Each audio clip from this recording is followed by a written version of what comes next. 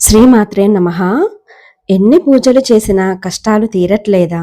అయితే ఆఖరిగా ఈ ప్రయత్నం చెయ్యండి. అదృష్టం తలుపు తడుతుంది. సాక్షాత్తు ఆ వెంకటేశ్వర స్వామి మీ ఇంటికి వస్తారు. ఈ విషయం ఎందుకు చెప్తున్నానా అనుకుంటున్నారా?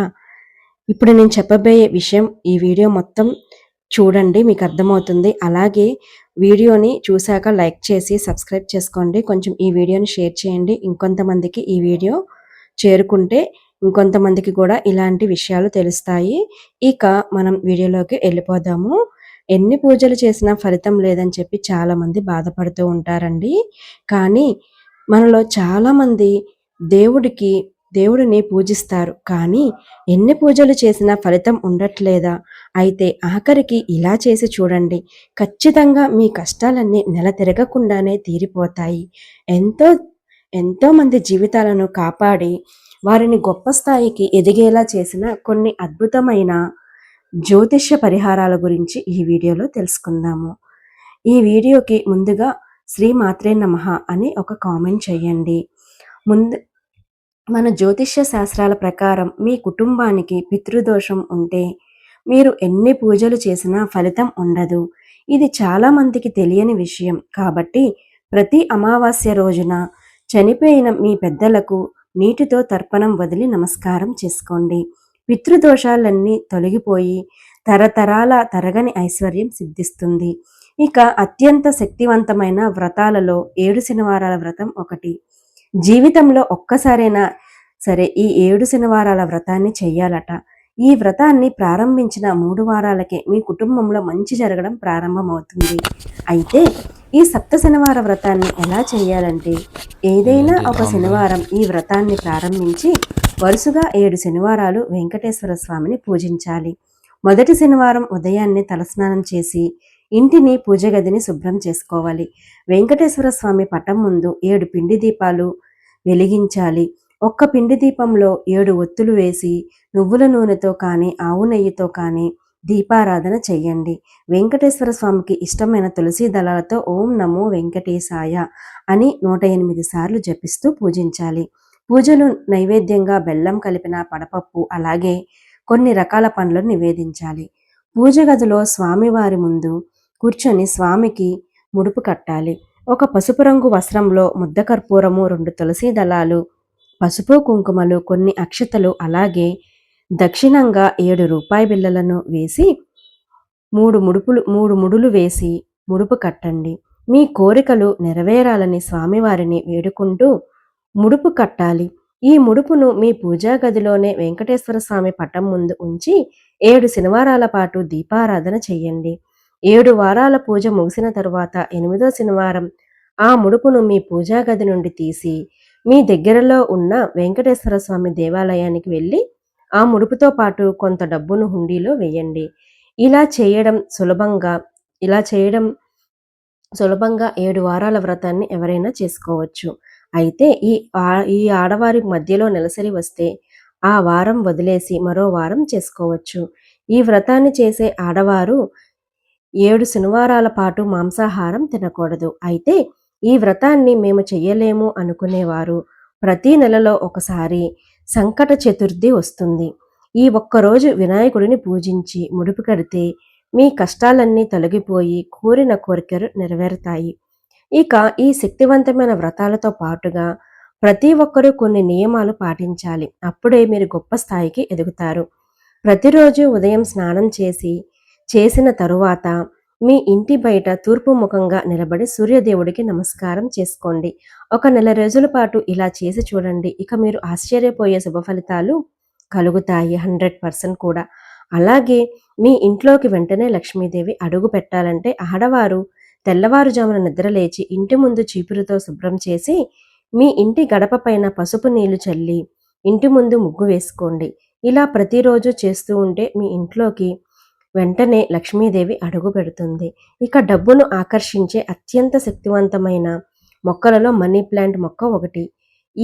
మీ ఇంటి ఆగ్నేయ దిశలో మనీ ప్లాంట్ మొక్క ఉంటే చాలు, ఇక మీ ఇంటికి డబ్బు వరదలా వస్తూనే ఉంటుంది. అయితే మనీ ప్లాంట్ మొక్కకు నీళ్లు పోసేటప్పుడు ఆ నీటిలో కొంచెం పాలు కలిపి మనీ ప్లాంట్ మొక్కకు పోయండి. ఇలా చేస్తే మీ ఇంటికి అయస్కాంతంలో డబ్బు ఆకర్షిస్తుంది. ఇక మీ బీరువాలో డబ్బు పెట్టే ప్రదేశంలో ఒక చిన్న అద్దం ముక్కను పెట్టుకోండి.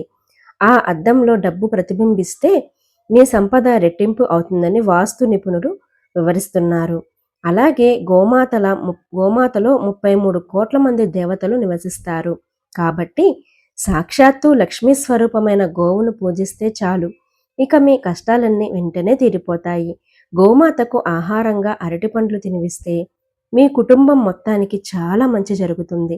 విపరీతమైన డబ్బును ఆకర్షించే యంత్రాలలో కుబేర యంత్రం ఒకటి. కాబట్టి ఒక చిన్న కుబేర యంత్రాన్ని తెచ్చుకొని మీ బీరువాలో పెట్టుకోండి. మీరు ఊహించని విధంగా మీ ఇంటికి ఆదాయం పెరుగుతుంది. అలాగే ప్రతి ఒక్కరి ఇంటి ముందు ఖచ్చితంగా గుమ్మడికాయ ఉండాల్సిందే. ఇంటి ముందు బూడిద గుమ్మడికాయ కట్టుకుంటే చాలా మంచిది. ఏదైనా ఒక అమావాస్య రోజున లేదా పౌర్ణమి రోజున ఒక బూడిద గుమ్మడికాయను తెచ్చుకొని పసుపు రాసి కుంకుమ బొట్టు పెట్టి ఇంటి గుమ్మానికి కట్టుకోండి. ఇక మీ ఇల్లంతా సుఖ సంతోషాలతో నిండిపోతుంది. అలాగే లక్ష్మీదేవికి అత్యంత ప్రీతికరమైన వాటిలో కల్లుప్పు ఒకటి. కాబట్టి వారానికి ఒకసారి మీ ఇంట్లో ఉన్న ప్రతి ఒక్కరూ నీటిలో కొంచెం కల్లుప్పు వేసుకొని స్నానం చేయండి. ఎంతటి నరదృష్టైనా వెంటనే తొలగిపోయి మీ జాతకంలో అదృష్టం పెరుగుతుంది. చాలామంది ఆడవారు ఉదయాన్నే తులసి మొక్కకు పూజిస్తారు. కానీ ఉదయం చేసే పూజల కన్నా సాయంత్రం చేసే తులసి పూజకే రెట్టింపు పుణ్యఫలితం దక్కుతుందట. అలాగే చాలామంది ఆడవారు ఎప్పుడు పడితే అప్పుడు కానీ ఉదయం 4 దీపారాధన చేస్తారు. కానీ ఉదయం 4:30 నుండి 6 గంటల మధ్యలో దీపారాధన చేస్తే మీ పూజలన్నీ నేరుగా దేవుని చెంతకు చేరుతాయి. ఇక మీ పూజకు 1000 రెట్లు పుణ్యఫలితం లభించినట్లే. కాబట్టి ప్రతిరోజు కాకపోయినా కనీసం వారానికి ఒక్కసారి ఉదయాన్నే దీపారాధన చేయడం అలవాటు చేసుకోండి. అలాగే మీ ఇంట్లో దరిద్ర దేవత ఉంటే మీ ఇంట్లోకి ఎప్పటికీ లక్ష్మీదేవి అడుగు పెట్టదు. కాబట్టి ఒక గిన్నెలో కల్లుప్పును పోసి మీ ఇంటి ఈశాన్యంలో పెట్టుకోండి. మీ ఇంట్లో ఉన్న దరిద్ర దేవత బయటకు వెళ్ళిపోయి మీ ఇంట్లోకి ధనలక్ష్మీదేవి అడుగు పెడుతుంది. ఇక మనలో చాలా మంది అప్పుల బాధలతో సతమతమవుతూ ఉంటారు. అలాంటి వారు ప్రతి మంగళవారం రోజున ఎవరికైనా పేదలకు బెల్లం దానం చేయండి. నెల తిరగకుండానే మీకు ఏదో ఒక రూపంలో డబ్బు వచ్చి చేరుతుంది. అలాగే ప్రతి ఒక్కరూ మీ కాలికి నల్లదారాన్ని కట్టుకోండి. ఆడవారు అయితే ఎడమ కాలికి, మగవారు అయితే కుడి కాలికి నల్లదారాన్ని కట్టుకుంటే ఎవరి చెడు కళ్ళు మన పైన పడకుండా ఈ నల్లటి దారం రక్షిస్తుంది. అలాగే వారానికి ఒకసారి ఇంటి గడపలకు పసుపు రాసి కుంకుమ బొట్లు పెట్టుకోండి. మీ ఇంటి గుమ్మం పచ్చగా ఉంటే మీ ఇంట్లో లక్ష్మీదేవి తిష్ట వేసుకొని కూర్చుంటుంది. అలాగే బిల్వ వృక్షానికి చాలా శక్తి ఉంటుంది. ప్రతి సోమవారం బిల్వ చెట్టుకు నీళ్లు పోసి నమస్కారం చేసుకుంటే చాలు. ఎంతటి కష్టమైనా ఇట్టే తొలగిపోతుంది.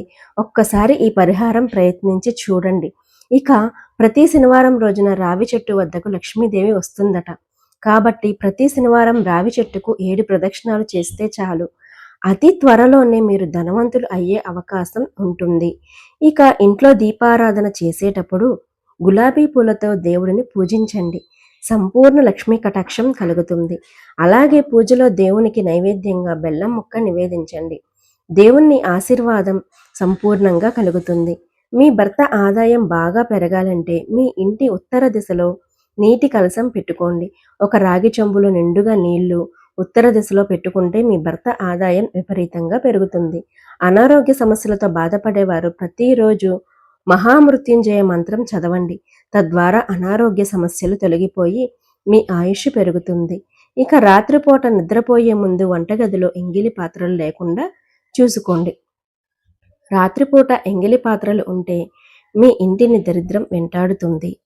ఇక మీ చేతికి ఎంత డబ్బు వస్తున్నా అనవసరపు ఖర్చులు పెడుతుంటే మీ పర్సులో ఒక కర్పూరం బిళ్ళ పెట్టుకోండి. అనవసరపు ఖర్చులు తగ్గి మీ ఆదాయం పెరుగుతుంది. అలాగే మీ ఇంటి ముందు ఏవైనా పక్షులు వస్తే వాటిని ఖచ్చితంగా ఆహారం వేయండి. పక్షులకు ఆహారం వేస్తే రాహుకేతు దోషాలన్నీ తొలగిపోతాయి. ఇక మీ పనుల్లో పదే పదే ఆటంకాలు ఏర్పడుతుంటే ప్రతి బుధవారం గణపతి దేవాలయానికి వెళ్ళి 5 ప్రదక్షిణాలు చేయండి. ఇక మీరు చేసే పనుల్లో విజయాలు సాధిస్తారు. జ్యోతిష్య శాస్త్రాలలో శ్రీ సూక్తానికి చాలా శక్తి ఉంటుంది. ప్రతిరోజు శ్రీ సూక్తం చదివితే మీ ఇంటి ఐశ్వర్యం అంచెలంచెలుగా వృద్ధి చెందుతుంది. ఇక మానసిక ప్రశాంతతను కోరుకునేవారు ప్రతి సోమవారం శివలింగానికి నీటితో అభిషేకం చెయ్యండి. ఈ విధంగా చిన్న చిన్న పరిహారాలు పాటిస్తే శాశ్వతమైన పరిహారం లభిస్తుంది. ఓం శ్రీ మాత్రే నమః. ఈ వీడియోలో చెప్పినవి అన్నీ కూడా నేను కొంతమంది పెద్దలు చెప్పిన మాటల నుంచి నేను మీకు వివరిస్తున్నానండి. కుదిరిన వాళ్ళు ఇవి పాటించి మీకంతా శుభం జరగాలని కోరుకుంటున్నాను. వీడియో నచ్చితే లైక్ చేసి, షేర్ చేసి, సబ్స్క్రైబ్ చేసుకోండి. ఓం నమో వెంకటేశాయ. ఓం నమో వెంకటేశాయ. ఓం నమో వెంకటేశాయ.